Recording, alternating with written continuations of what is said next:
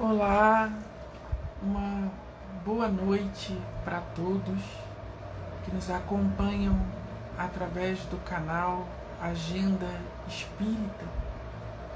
Como em todo o primeiro sábado de cada mês, nós estamos aqui para falar mais uma vez sobre a nossa doutrina espírita, saudando a Ana, a Ariane, que estão nos acompanhando neste momento. Eu só vou fazer uma pergunta para vocês. O som está bom? Vocês conseguem me ouvir perfeitamente? Não tem nenhum ruído na minha voz, no ambiente? E hoje nós escolhemos um tema, como é o último mês do ano de 2021, um ano mais uma vez de grandes desafios, e nós resolvemos falar sobre o melhor da vida, porque acreditamos que ao fazermos opção pelo Cristo, nós optamos sempre pelo melhor da vida. Mesmo diante das mais ásperas dificuldades, nós conseguimos encontrar alegrias e soluções para os nossos caminhos. E aquele que caminha com Jesus também aproveita melhor os momentos de felicidade, porque são felicidades legítimas, felicidades do espírito, de quem aproveitou, de quem aprendeu a olhar com luz, com claridade para a vida. Nós saudamos também a Lina, a Aldenice, que estão nos acompanhando neste momento. E nós escolhemos uma passagem que se encontra no capítulo 26 do Evangelho de Mateus. Uma passagem singular de uma mulher anônima, de uma mulher que naquele tempo era desconsiderada pela sociedade da época, e uma mulher que em discernimento, que em compreensão da vida, que em internalização do Evangelho, alçou voos que apóstolos como Paulo e Lucas só compreenderiam certos conhecimentos, só conseguiriam atingir certos entendimentos do Evangelho décadas após a crucificação e ressurreição de Jesus. Então, falando do melhor da vida, nós recorremos a uma mulher anônima, uma mulher naquele tempo esquecida, mal vista pela sociedade, mas quando encontrou com Jesus, ela foi invadida por um amor maior. E aquilo que era vazio de sentido e de significado foi penetrado pelas claridades do Eterno. Então, nós vamos à passagem que pelos tradutores do Novo Testamento foi chamado de a unção em Betânia, que era uma aldeiazinha muito próxima de Jerusalém, onde moravam amigos do coração de Jesus, Lázaro, Marta e Maria.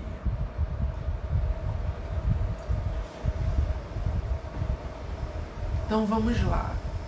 Estando Jesus em Betânia, na casa de Simão, o leproso. E aqui, meus amigos, nós já fazemos uma pausa.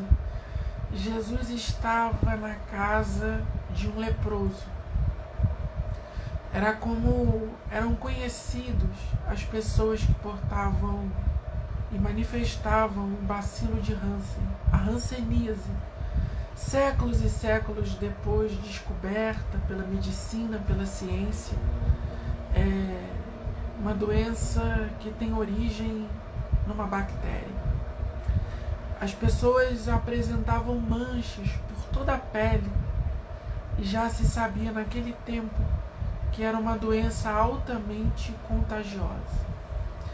Mas a religiosidade de Israel, dos judeus, a compreensão espiritual daquele povo, dizia que os leprosos, que os rancenianos, eram figuras, eram personalidades amaldiçoadas por Deus, que eram pessoas impuras, e que todo aquele que fosse religioso, frequentador do templo, e que ofertasse oferendas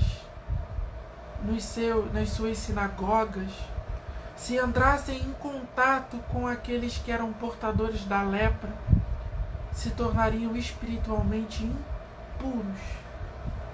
E Jesus vem para romper com esse preconceito, com essa visão acanhada do mundo. Diferentemente dos sacerdotes da época, Jesus entrava em contato com os doentes de toda a ordem. O que nós aprendemos aqui? Que Jesus não fazia acepção de pessoas. Jesus não dividia a sociedade entre ricos e pobres, velhos e novos, bonitos e feios, doentes e saudáveis. Jesus não fazia acepção de pessoas. Se nós pensarmos no melhor da vida, é impossível ser feliz, é impossível gozar de alegrias nessa terra fazendo acepção de pessoas, dizendo assim: com esse tipo de gente eu entro em contato, com esse tipo de gente eu não entro em contato. No fundo, o coração que age dessa maneira, ele guarda um complexo de superioridade. Ele se crê maior, ele se crê acima dos seus irmãos. Então, se nós pensamos no melhor da vida, naquilo que Deus tem reservado para nós jamais atingiremos enquanto fizermos acepção de pessoas. O Cristo de Deus frequentava a casa de Simão, o leproso. E nós avançamos.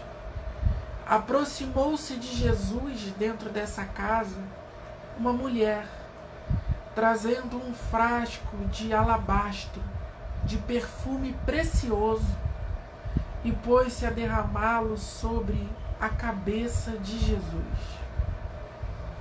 Esse perfume precioso, meus amigos, ele custava aproximadamente 300 denários. Era uma quantia equivalente a 1 ano de trabalho do lavrador no campo.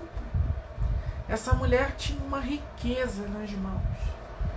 Possivelmente, esse perfume precioso, ele não era produzido na região da Galileia. Ele também não era produzido em Jerusalém, nem em Betânia, nem em todo Israel.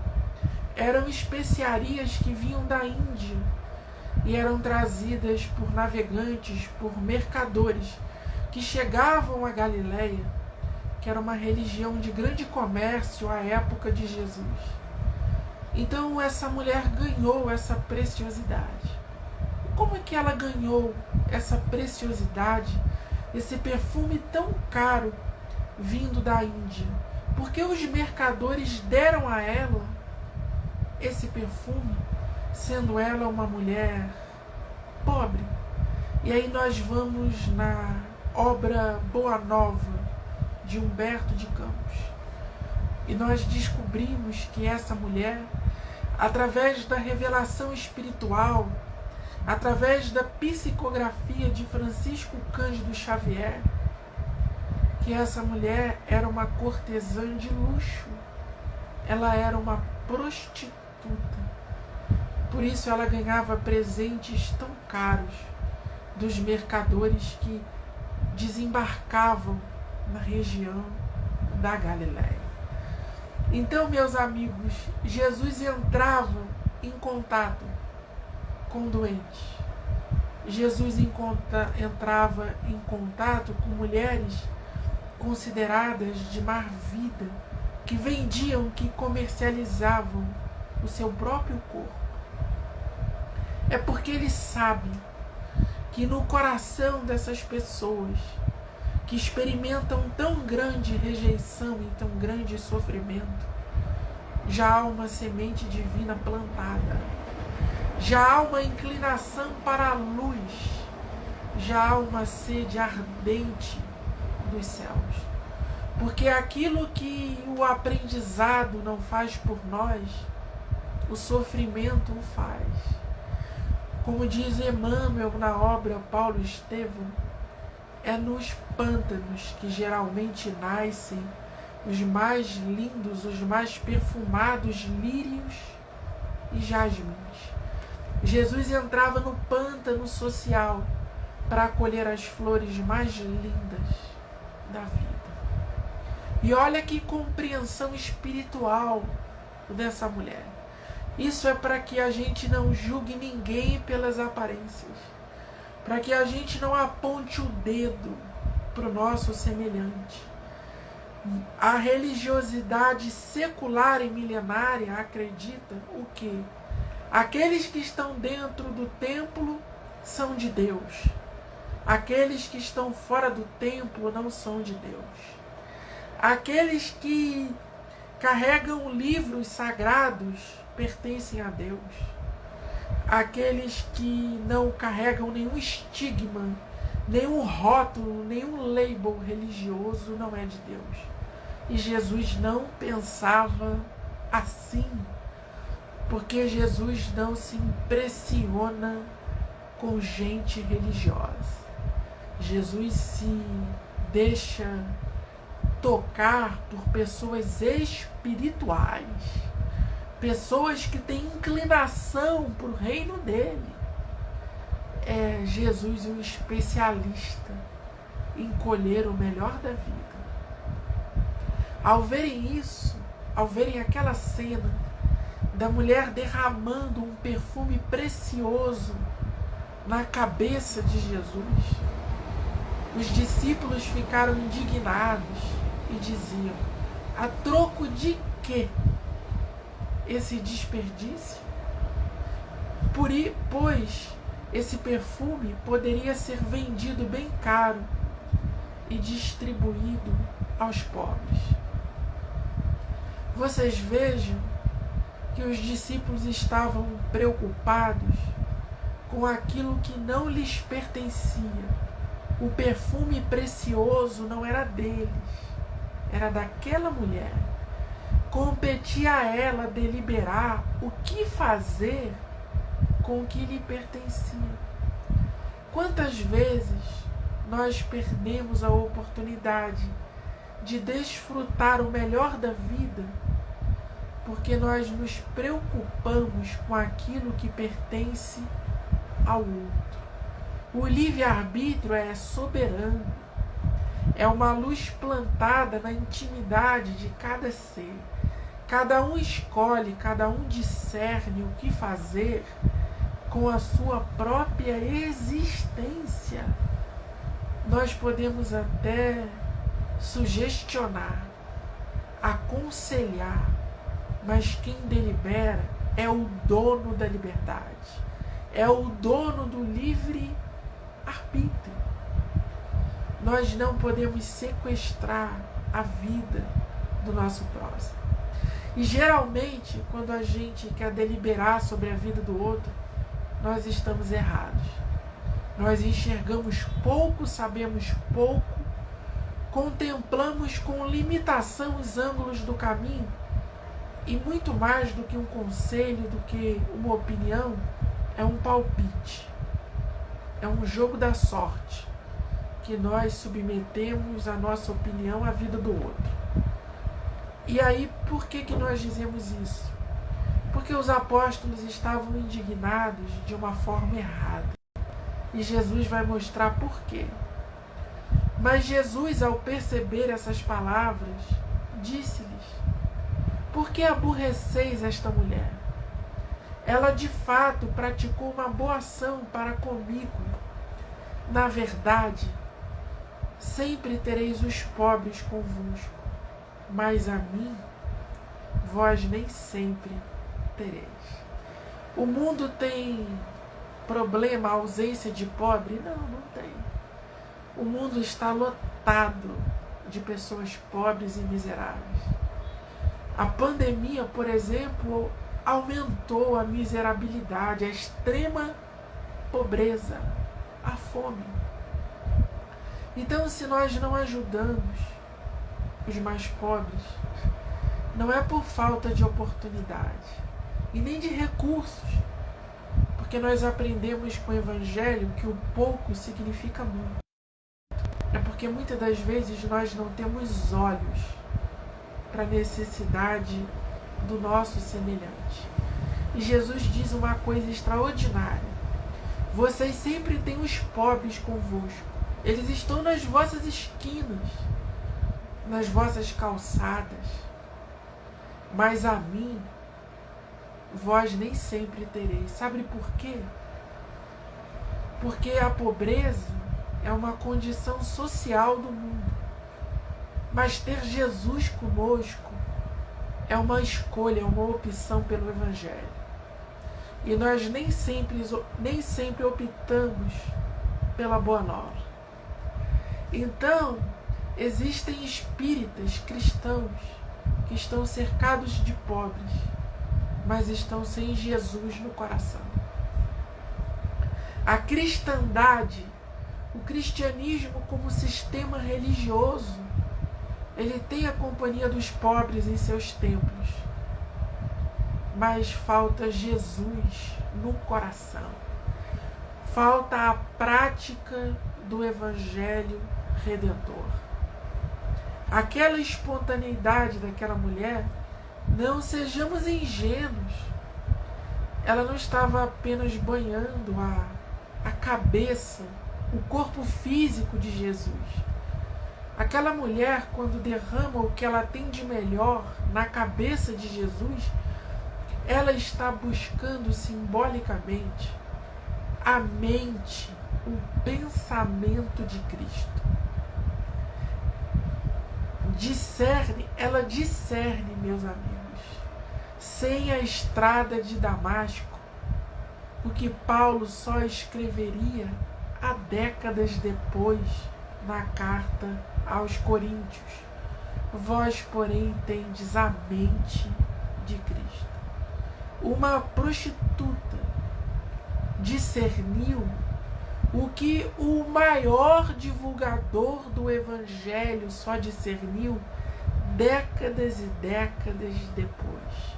Que o importante é buscar a mente de Cristo. Todos os tesouros da sabedoria e do conhecimento.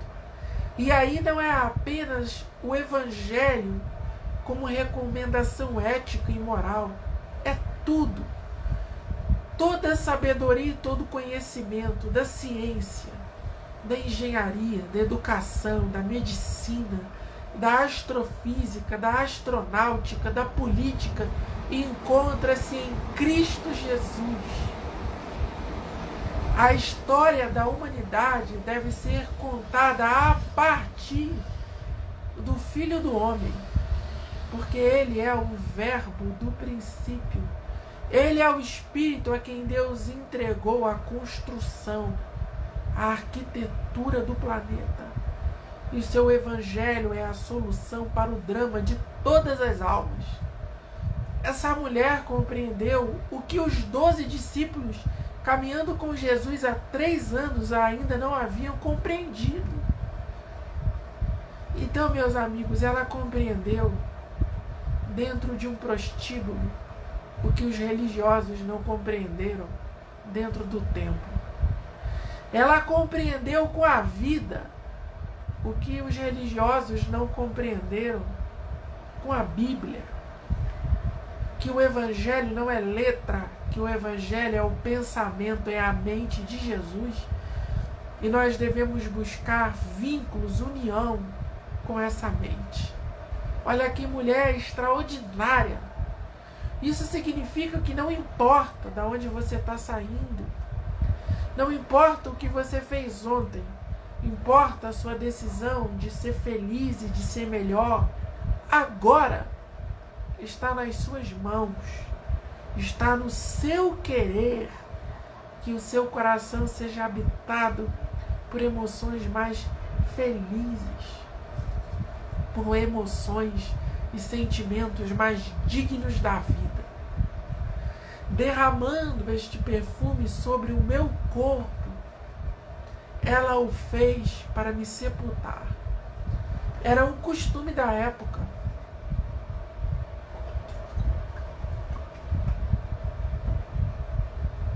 Perfumar, embalsamar os corpos para que eles fossem sepultados. Mas Jesus ainda não havia morrido. É evidentemente que aquela mulher não poderia fazer com o corpo de Jesus plenamente vivo, na carne, com as funções biológicas funcionando perfeitamente. Esse sepultamento aqui, ele diz respeito a uma outra coisa. É que se o homem velho não for sepultado, nós não nascemos de novo. Se aquilo que em nós não é luz não morrer, nós não nascemos para a vida eterna. Tem coisas em mim que precisam morrer. Morrer não no sentido de ser extinto, mas no sentido de ser transformado. O ego resiste. Ele quer manter a zona de conforto. Ele quer manter os velhos hábitos, as quinquilharias, as caducidades. O ego tem apego por tudo aquilo que se cadaverizou. Mas o espírito imortal, ele tem sede do novo.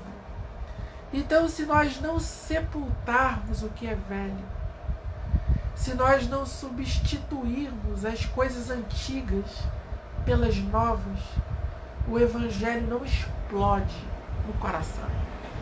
E tem uma outra coisa que essa mulher discerniu aqui. A mulher intuiu a necessidade da morte para a ressurreição. Compreendeu que o Evangelho é espírito e vida. E demonstrou, diferentemente dos discípulos, um desapego à figura corpórea de Jesus. Ela tinha o coração aberto para viver em Cristo através dos ensinos da Boa Nova. Eis a compreensão da imortalidade da alma. O que isso significa, meus amigos? Quando Jesus disse aos 12 homens, aos 12 discípulos que o seguiam, que ele partia, que ele iria partir para o Calvário, os discípulos disseram: não, você não vai. Pedro ficou perplexo, tentou impedir Jesus de acalentar essa ideia. Por quê? Porque eles estavam apegados à figura corpórea do Cristo. Eles estavam apegados a acordar e dormir todos os dias ao lado de Jesus. Mas Jesus precisava voltar para o Pai. O Evangelho não é comandado da terra, mas do mundo espiritual. A encarnação foi uma necessidade, mas o Cristo comanda a expansão do Evangelho através da sua mente. Todos aqueles que se prendem, que se apegam a apetrechos materiais, eles estão muito distantes da compreensão dessa mulher. Na ausência de Jesus, do corpo de Jesus, da presença físico-biológica, o que a religião fez? A religião criou templos e diz que Jesus mora lá dentro. A religião criou esculturas, imagens para amar santos, para amar a figura de Jesus. Criou rituais de batismo, de casamento. E Jesus não ensinou absolutamente nada disso. Porque o Evangelho é infinitamente mais simples do que toda essa teologia humana. Isso significa que o apego à presença física, o apego a ritos, o apego a apetrechos, nos impede de acessar o melhor da vida. Quantos religiosos morrendo de depressão? Quantos religiosos perseguindo por intolerância outras religiões? Quantos religiosos negando a Cristo através da sua própria vida? Porque acham que Jesus é um ritual. Porque acham que Jesus é uma escultura de pedra. Porque acham que Jesus está dentro da Bíblia. E não está. Essa mulher não tinha Bíblia. Essa mulher não tinha Novo Testamento. Essa mulher não tinha templo. Não tinha sacerdote. Essa mulher discerniu pela lei da consciência. Ela discerniu pelo pensamento que não era necessária a figura corpórea de Jesus para ela estar em Cristo. Porque estamos em Cristo quando nós amamos, perdoamos e nos arrependemos das nossas más obras. Mas nos arrependemos não com masoquismo, não com culpa. Essa mulher não chega perto de Jesus dizendo: Senhor, eu sou uma pecadora. Quanto que a culpa nos tira o melhor da vida. Quanto que a culpa nos tira as alegrias da renovação, meus amigos. Essa mulher chega aberta, de peito aberto, de mente livre, como um passarinho, como um pombo que voa no horizonte do céu. Essa mulher chega para ser de Jesus, para tocar o Filho do Homem sem culpabilidade. Eis a compreensão da imortalidade. Porque quem não se culpa, quem se perdoa, quem se ama, começa a internalizar a imortalidade. Porque a imortalidade não é apenas o espírito não morrer. A imortalidade é uma qualidade da vida eterna. Então nós vamos pensar o seguinte: desencarnou um criminoso hoje. Desencarnou Francisco Cândido Xavier. A imortalidade do Chico é infinitamente superior à nossa. Sabe por quê? Porque ele ama e perdoa. E porque ele não está chafurdado em culpas. Então essa mulher, mesmo sendo uma prostituta, uma cortesã de luxo, naquele momento, quando ela encontra Jesus, quando ela encontra um amor verdadeiro, ela se arrepende sem se culpar. Ela se perdoa, ela se ama em Cristo e segue em frente, cheia de imortalidade plantada no coração. Que coisa linda, meus amigos, que coisa maravilhosa é o Evangelho de nosso Senhor. E olha o que Jesus diz, olha o que Jesus diz: em verdade eu vos digo, que onde quer que venha a ser proclamado o Evangelho, em todo o mundo, também o que ela fez será contado em sua memória. E Jesus não disse isso, meus amigos, a nenhum sacerdote.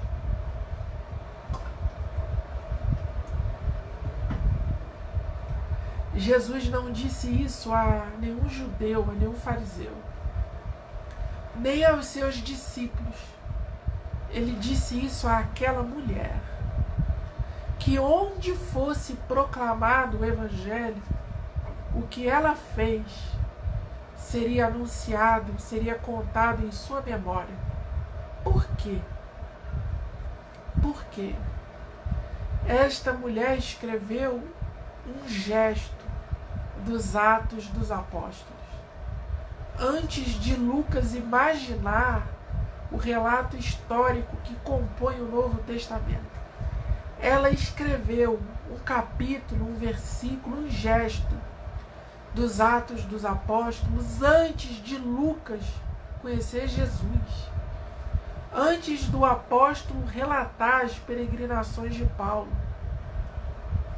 Essa mulher já escrevia no coração, na vida, um gesto dos Atos dos Apóstolos. Todas as vezes que alguém ama o Cristo, todas as vezes que alguém se arrepende sinceramente e amplia sua própria compreensão sobre a vida, escreve-se na história da humanidade mais um versículo dos Atos dos Apóstolos. Isso significa que os discípulos de Jesus não foram apenas 12.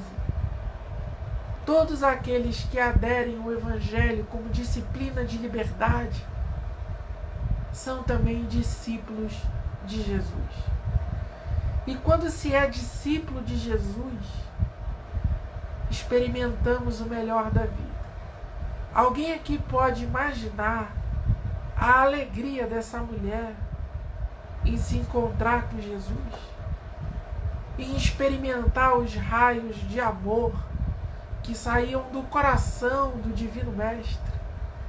O quanto que a alma dela não se encheu de alegria? Meus amigos, às vezes os nossos erros, os nossos enganos, é só porque a gente se sente desamado, esquecido, menosprezado. Nós somos muito carentes.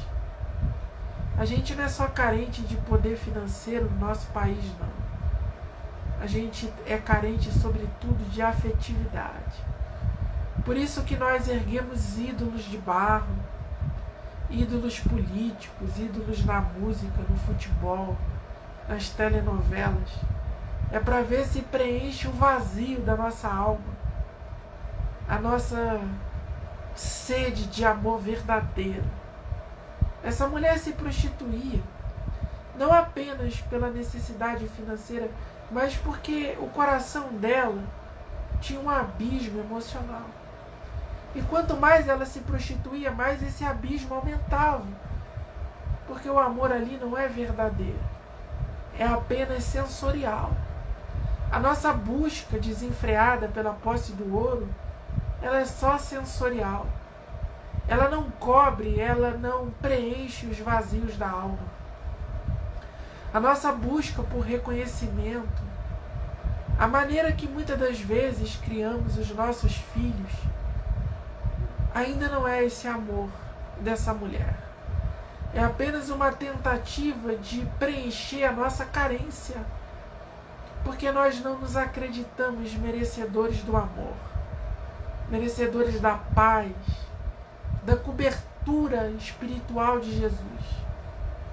A gente às vezes chega perto do Mestre querendo nos explicar, como se ele não nos conhecesse. Nós somos flagrantes diante dele. A nossa vida é uma revelação diante dos olhos de Jesus. Então, essa passagem é um convite para que as nossas carências sejam observadas, para que a gente possa buscar os significados absolutos da existência. Porque são os significados absolutos que nos sustentam nas alegrias e na dor. Todo mundo tem o direito dos prazeres da vida. Todo mundo. Todo mundo tem o direito de sentar num bom restaurante, de fazer uma viagem legal. Todo mundo tem o direito de comer o que gosta, de dormir numa boa cama, de tomar um banho quente, de vestir uma roupa confortável. Todo mundo tem esse direito. Mas essas coisas não solucionam o problema do destino do ser. Porque mesmo tendo isso, nós podemos estar perdidos na vida. Nós podemos estar infinitamente tristes, com um buraco na alma. Porque o que preenche a vida é a alegria exemplificada por essa mulher. É a busca pela mente de Cristo e a vontade de trazer no coração gestos dignos do apostolado. E esse apostolado não se faz apenas, repito, dentro de religião. Ele é um culto da vida. Ele se inicia no pensamento, na intenção, na vontade, no sentimento, no amor. É na rua, é no metrô, é no ônibus, é no trânsito, é no hospital, é na mesa comendo com a família, é tomando banho, é atravessando a avenida, é na faixa de pedestre. É esse culto à vida que Jesus espera de nós. É o melhor da vida no cotidiano. É uma alegria espiritual que te invade. Por isso que Jesus diz aos discípulos dele: recebereis poder. No grego, recebereis dunamis, recebereis uma explosão de luz quando descer em vós a luz do Espírito de Deus. E essa luz, ela pode se derramar sobre você a qualquer momento, cozinhando, fazendo um sanduíche, lendo um livro, escrevendo uma tese de mestrado, hidratando o cabelo, não importa. Não tem momentos especiais, porque é o teu pensamento que te leva a isso. São as tuas emoções que te levam a Cristo. E, meus amigos, com certeza, é uma alegria, é uma emoção incomparável. É uma luz que não se pode descrever. É uma luz que faz o cego enxergar com a alma, que faz o paralítico andar, que faz o surdo ouvir, que faz o desesperado se apaixonar pela vida, que faz o incrédulo se encher de esperança e que faz o depressivo movimentar montanhas em favor da sua própria existência. Foi isso que fez essa mulher. Ela buscou a mente de Jesus. Ela entregou o que tinha de melhor ao Divino Mestre. E naquele momento, ela descobriu que o verdadeiro casamento, que o verdadeiro laço que nós devemos fazer nessa vida é com o nosso semelhante, tendo Jesus plantado no nosso coração. Eis aí o melhor da vida. Não precisa esperar vir o Natal. Não precisa esperar vir o teu aniversário uma vez por ano, nem a festa de 15 anos da tua filha, nem nada. Porque Jesus não ensinou para eventos. Jesus ensinou para a vida. Jesus ensinou os significados do amor e da verdade na vida. Muitíssimo obrigado. Uma palestra muito especial. É uma passagem que nos toca profundamente o coração. De uma mulher que precedeu no entendimento. Lucas, Paulo, Pedro, João. Por isso que aonde for anunciado esse evangelho, será lembrado o nome dessa ex-cortesã de luxo, dessa ex-prostituta.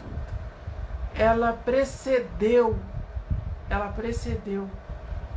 toda uma gente no reino dos céus. porque ela era sincera. O arrependimento dela era de verdade. Ela não era emburrada com a vida. Ela não era chateada com a existência. Ela tinha vontade de viver.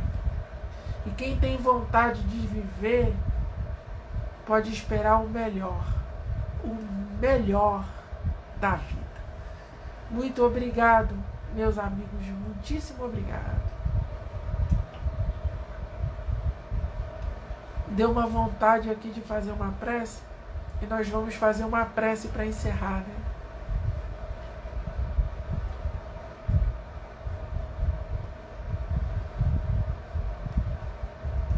Muito obrigado a todos vocês. Vamos orar ao nosso Pai que está nos céus. Agradecer a Ele pela inspiração dessa noite, pela alegria que nos visitou o coração. Não tem nada melhor do que viver Jesus, do que falar de Jesus. Sejamos apaixonados pelo Divino Mestre. Que o amor dele possa iluminar as nossas almas, acender luz no nosso discernimento. Nos envolve com teu carinho, Jesus. Nos envolve com a tua paz. Movimenta as águas da nossa emoção. Nos faz apaixonar pela vida. Dê caminho aos sofredores, aos desesperados. Fortalece a nossa psicologia, a nossa mente. Nos faz andar em fé por esse mundo. E mesmo que atravessemos o vale da sombra da morte, nenhum mal temeremos, porque a nossa alma se alegra no Senhor. Porque a nossa alma reconhece que ela tem um Salvador. Porque ninguém poderia acessar o Evangelho se Jesus não encarnasse e exemplificasse. Muito obrigado, Jesus. Muito obrigado. Que o teu amor imenso nos proteja e nos abençoe e entre como uma centelha de luz, clareando todos os lares. Que assim seja, meus amigos. Paz em Cristo.